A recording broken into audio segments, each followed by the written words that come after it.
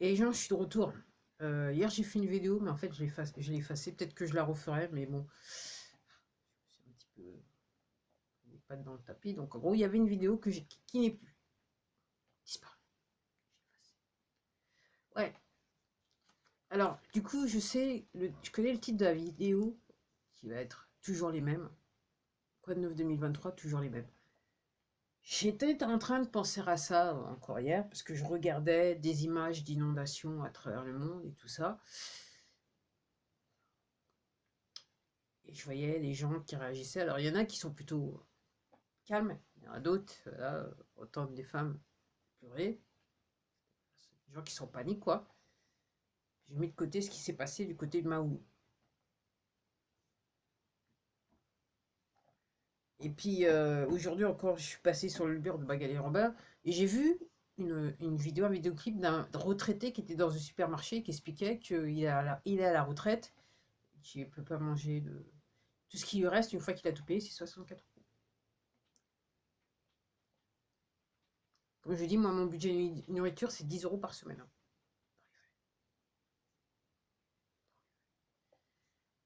Je fais, entre guillemets, moi, ce que j'appelle des grosses courses, mais qui probablement pour vous qui m'ont regardé sont dérisoires, et dérisoires, hein. Peut-être 20, ça tourne autour de 20, ouais, entre 20 et 40 euros par ouais. Ouais, non, plutôt 30 et 40 euros par mois. Et après, juste 10 euros pour la semaine, pour chaque semaine. Et maintenant, je suis arrivé à faire moins parce que maintenant, j'ai décidé de faire mon pain. Ah, presque. En fait, je fais du galette. Je fais pas du pain, je fais des galettes. Ouais. Et je regardais donc toute cette dévastation. Alors, le problème, c'est que c'est toujours la même chose. C'est une petite poignée qui pourrit la vie des autres.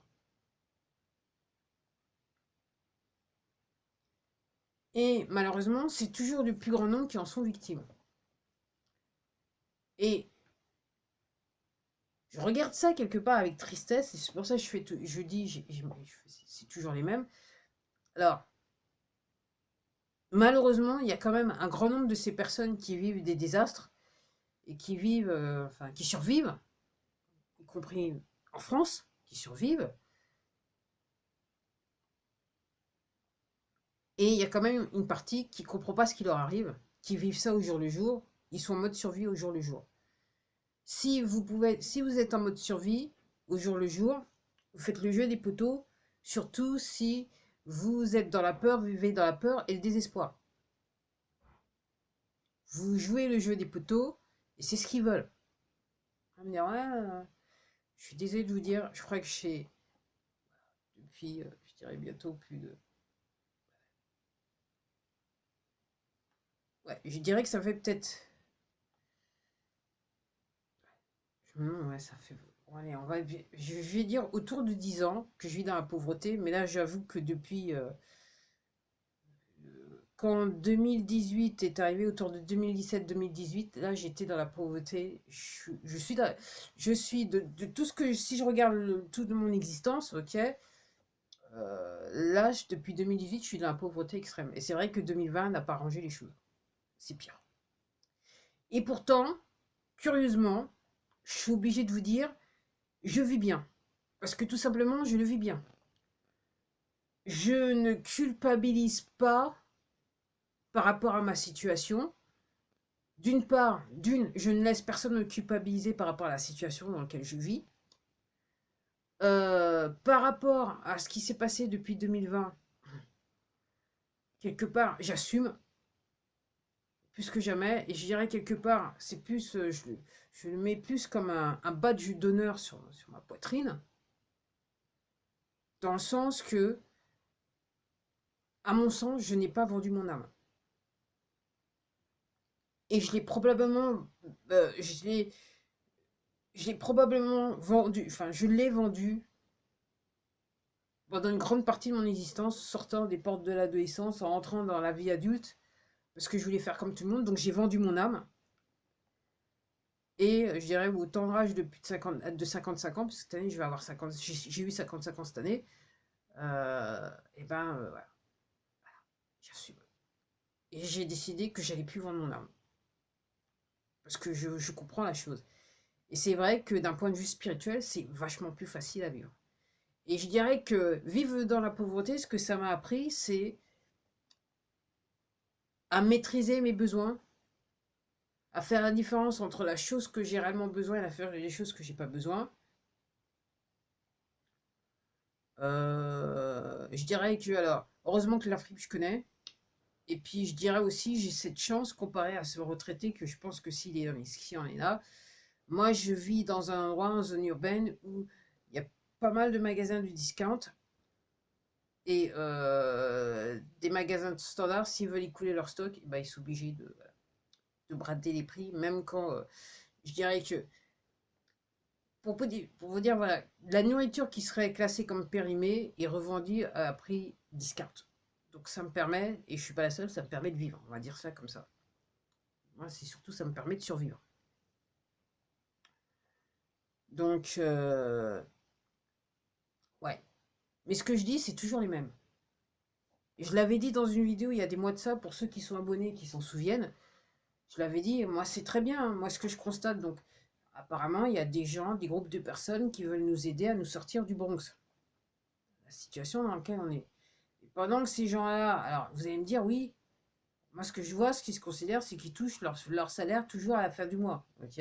Alors vous allez me dire, effectivement, ils ont, dans leur cadre professionnel, ils ont une vie qui est dans l'extrême, parce que ce qu'ils sont en train de démanteler, ce qu'ils voient au quotidien, euh, pour une personne lambda comme moi personnellement, je pense pas que je pourrais, euh, dans certaines professions, vu ce que je comprends, je sais pas moi si je pourrais faire le travail qu'ils font. Donc moi quelque part je remercie ces personnes qui sont là, mais c'est vrai qu'à la fin du mois, c'est vrai qu'à la fin du compte, le plus grand nombre est dans, bon, enfin, est dans la merde quoi. Les gens qui, voilà, les gens voilà, qui là maintenant on va être combien le 8 du mois. Moi, personnellement, j'ai plus d'argent. Ok. J'ai ces fabuleux 10 euros que je vais thésauriser, enfin, que je vais garder pour jusqu'à la fin du mois, jusqu'au 30 septembre. Et oubla. Ok. Je sais que je suis pas toute seule. Il y a des familles nombreuses qui sont dans cette machin. Alors, pourquoi je dis c'est toujours les mêmes? Alors, il y a des gens qui comprennent, il y a des gens qui comprennent pas. Et ce matin, j'ai eu une conversation qui me fait penser, ouais, il y a des gens qui se réveillent, qui comprennent. J'avais parlé à une personne il y a quelques mois de ça. Elle avait un petit peu de mal. Et là, aujourd'hui, le discours qu'elle m'a tenu, moi, j'étais sur le popotin. C'est le cas de le dire, j'étais sur le popotin. J'étais surprise. Agréablement surprise, on va dire ça comme ça. Mais il n'empêche que il y a pas mal de Français qui sont en difficulté. Alors, je regardais toujours, je crois que c'était sur le mur de Magalé Romain. Donc, apparemment, au Portugal, ils ont décidé ils avaient décidé sur les produits alimentaires de base qui vont continuer jusqu'à fin décembre qu'ils allaient mettre la TVA à 0%. La TVA, c'est l'extorsion de fonds. La TVA, c'est l'extorsion de fonds. Okay, c'est toujours pareil, c'est une entité privée qui collecte de l'argent et on ne sait pas où va l'argent parce que cette entité privée, qui est l'État, okay, elle n'a pas montré des livres de compte.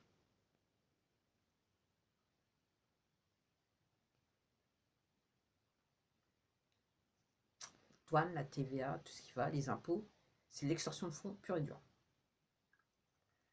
La hausse des prix, c'est l'extorsion de fonds pure et dure. C'est les poteaux qui veulent de l'argent. Parce que là, toute leur chaîne d'approvisionnement habituel a été détruite.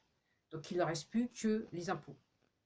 Toutes les taxes, il n'y a que ce moyen-là d'essayer de générer des sommes qu'ils avaient l'habitude d'avoir pour faire ce qu'ils ont besoin de faire. Parce que tous les impôts s'en vont au poteau, à travers cette entité privée.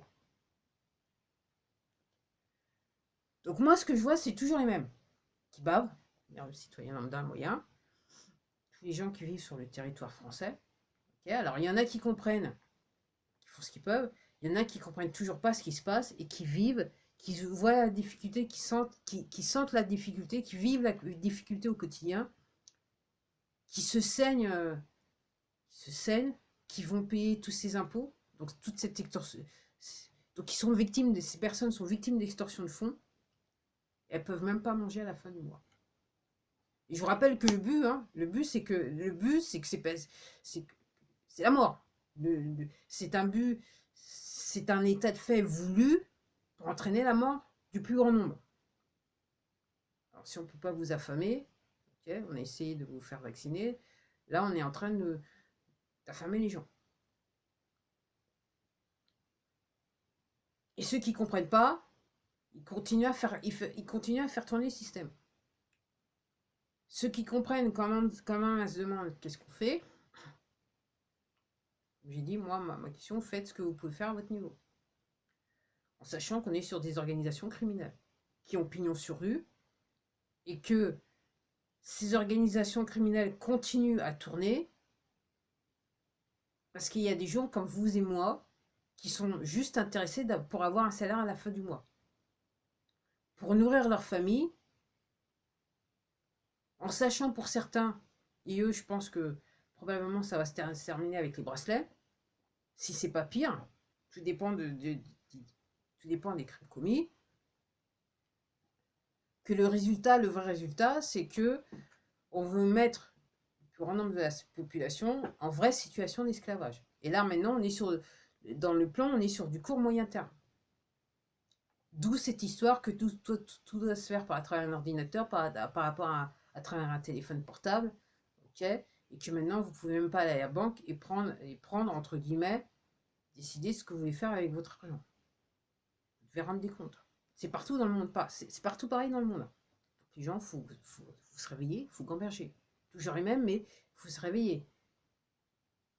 Je dis toujours les mêmes, mais d'un autre côté, ça me rend triste et quelque part, ça me fait de la peine. Mais d'un autre côté, on est sur quand même encore un grand nombre de gens qui ont choisi de vivre dans l'ignorance. Ils ne veulent pas comprendre ce qui se passe. Donc la question que je vous pose, faut-il plaindre ces gens? Moi, je dis, il faut avoir de la compassion. Il faut comprendre que les gens, ils ne comprennent pas. La compassion, il faut avoir de la patience pour eux. Et puis, de toute façon, il y en a qui commencent déjà à péter le boulard, ok, et qui vont continuer progressivement. Vous allez avoir de plus en plus de personnes qui vont péter le boulard, qui vont venir. Okay. Alors, si c'est pas à cause ils se sont fait injecter plusieurs fois et que ce truc aussi, ça peut entraîner la dépression profonde. Okay, mis à part la maladie, hein, plus encore la dépression. Mais il y a des gens qui commencent à péter le boulard. Il y a des gens qui préfèrent péter le boulard que dire moi c'est bon, je sais que je travaille pour une organisation criminelle, c'est bon, moi je m'arrête là. Je ne veux plus commettre de crime. Oui, pour ceux qui débarquent, alors l'industrie téléphone portable, hein, ok, les banques, les assurances, toute la fonction publique, l'administration, ok, les forces de l'ordre, ok, tout le médical, ok. Donc j'ai dit les banques, hein, sans oublier les banques qui sont en cheville avec une section de l'administration de la fonction publique. Donc on est crime en bande organisée. Légitimé par, entre guillemets, des lois.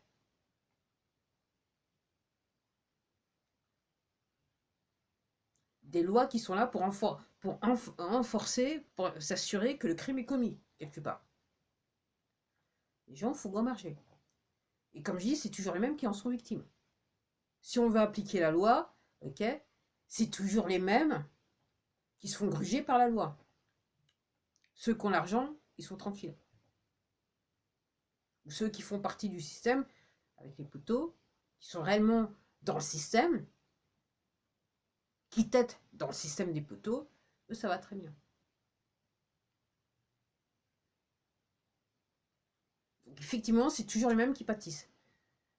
Alors, les gens, il faut se réveiller, quoi. Hein. Moi, je suis, écoutez, je suis contente d'avoir rencontré cette personne ce matin parce que ça m'a donné un petit peu de courage. Surtout c'est... Voilà. Ok. Moi, je sais pas comment les gens, enfin, je sais pas. Moi, je vis là où je vis, donc aux zones urbaines. Depuis quelques jours, il y a un tas d'avions, des gros moteurs qui passent sur ma tête. C'est l'armée, les gens. Et pas seulement l'armée française, l'armée américaine, tout le monde se déplace. Se déplace, les gens. Faut se réveiller. Faut appeler un chat un chat. Faut se poser des questions. Toujours les mêmes. Faut arrêter de dire oui, mais c'est comme ça, jouer les rôles des victimes consentantes. Parce que là, on est sur le rôle de victime consentante. Moi, j'ai décidé de ne plus consentir à rien, donc c'est bon. J'attends que ça se passe. Et puis, je rigole.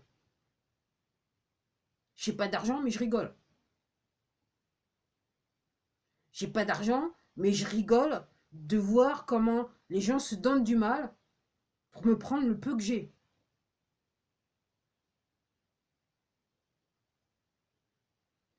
Ça me fait rigoler de voir comment les gens se donnent du mal pour que je ne puisse pas gagner d'argent. Parce que c'est pas que j'ai rien fait pour pas gagner d'argent. J'ai, entre guillemets, analysé le système des poteaux dans le temps.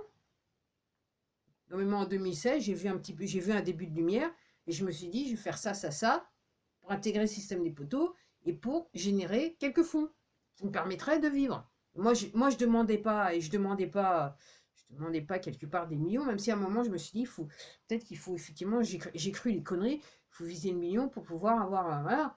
Non, mais là je m'étais dit, si je peux ne serait-ce que vivre au SMIC, en sachant que, voilà, donc j'ai deux activités qui devraient m'amener un minima à SMIC. Et tout est fait pour que je ne puisse pas gagner cet argent. Alors, moi, je peux vous dire, puisque je le vois et je le constate, j'ai le temps de constater, vu là, c'est qu'effectivement, une fois que vous ne tenez pas le discours qu'il faut bien, non seulement vous êtes censuré, clairement, pour moi, il y a des connexions sur toutes les plateformes. Vous êtes vraiment classé sur liste rouge. Moi, c'est la manière dont je le ressens que je vois les choses. Alors au début, je me suis dit peut-être que j'ai halluciné, hein, bien avant 2020, je me suis dit, non, c'est pas possible. Mais là, depuis 2020, je le vois noir sur blanc. Donc moi, je fais partie de ces gens, je ne dois pas gagner d'argent. Même si je veux, même si je me donne du mal à essayer de... Voilà, je ne dois pas gagner d'argent. Ça a été décidé.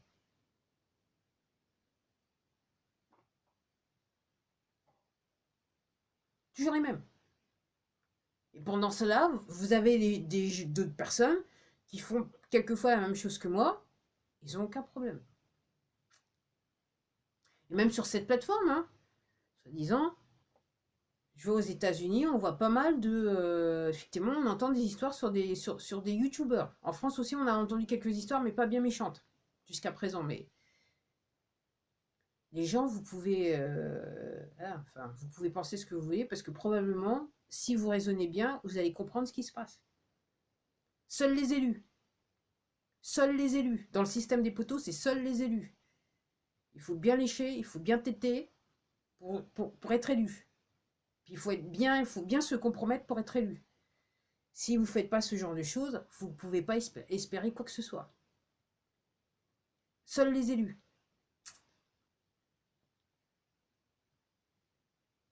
Donc je vous dis, comme je le sais, je l'ai déjà dit, mais je vais le redire. Hein. Donc quand vous voyez des gens qui sont célèbres ou des gens qui professionnellement ont réussi, vous pouvez légitimement vous poser des questions. Parce que dans ce groupe, encore une fois, c'est pareil, hein, seul 1%, entre guillemets, c'est legit. Il n'y a pas d'anguille sur rouge. Mais tout le reste, bienvenue dans le système des poteaux. Dans le système des poteaux, ne devient pas millionnaire qui veut, encore moins milliardaire. Et quand vous êtes millionnaire, tout dépend le nombre. Si vous êtes dans le petit million, vous êtes tranquille. Puis surtout, il faut vous arranger pour être dans une industrie qui ne fait pas chier les poteaux. Autrement, on va vous éjecter. On va trouver un moyen pour vous éjecter. Mais pour en venir, donc le début de ma vidéo, donc toujours les mêmes. Donc c'est toujours les mêmes qui souffrent. Ok. C'est voilà. Alors, je sais que dans certains pays, effectivement, toutes ces inondations, ce que je crois comprendre, c'est que il y a des trucs, il y a des tunnels qui sont sous ces régions-là, et que la seule manière de se débarrasser de ces tunnels, c'est qu'il faut tout inonder, apparemment. Des tunnels où il y a des gens qui vivent, hein. Donc les poteaux, hein, voilà, qui ont des activités innommables, et puis certains, ils se sont cachés, ils ont élu des domiciles comment ça s'appelle, en sous-sol, en attendant que tout le monde crève, pour après remonter tranquille. Et pouvoir mettre la main sur les, sur les quelques restants qui auraient survécu pour les mettre en situation d'esclavage total. Mais c'est toujours les mêmes.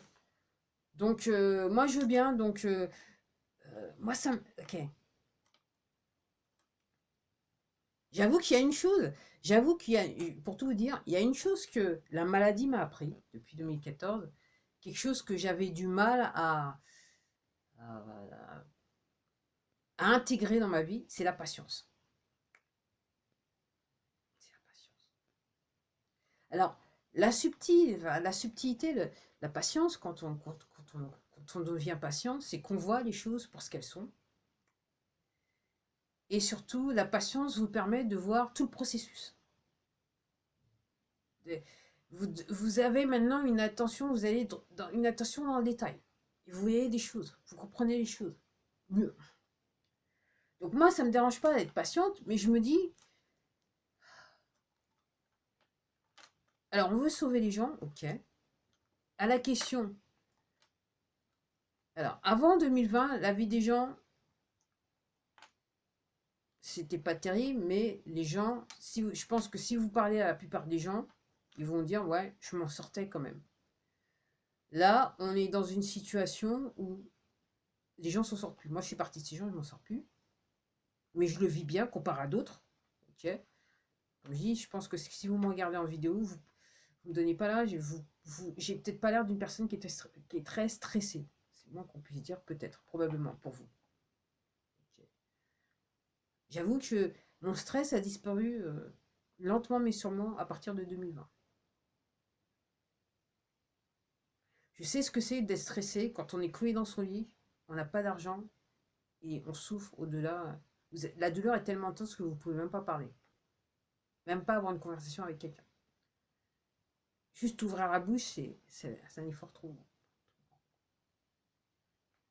Donc moi, je veux bien la patience, mais là, vous avez des gens, il y a des familles à nourrir, là. Ok. Alors, moi, je fais une différence entre les gens qui font partie du système, donc qui travaillent pour ces organisations criminelles et qui vivent très bien, et puis ceux qui travaillent dans des entreprises, c'est papa-maman, ok, qui ont su résister à toutes les conneries depuis 2020, qui vivent, qui survivent comme ils peuvent,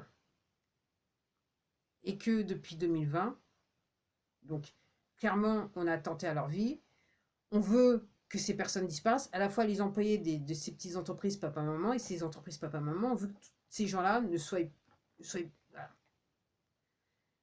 démographiquement, socialement, on veut que ces gens-là disparaissent quelque part.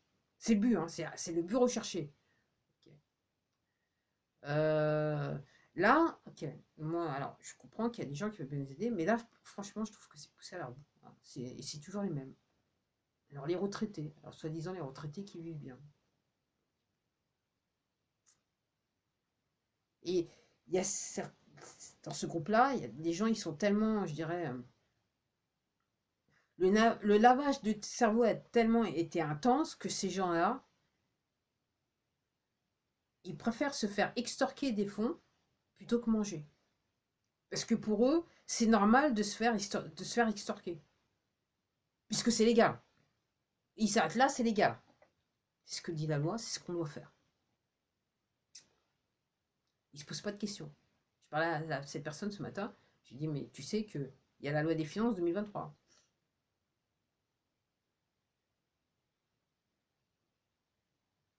Donc, je m'arrête là parce que c'est déjà près de 25 minutes. Je ne pensais pas que ça serait aussi long. Ouais, c'est toujours les mêmes.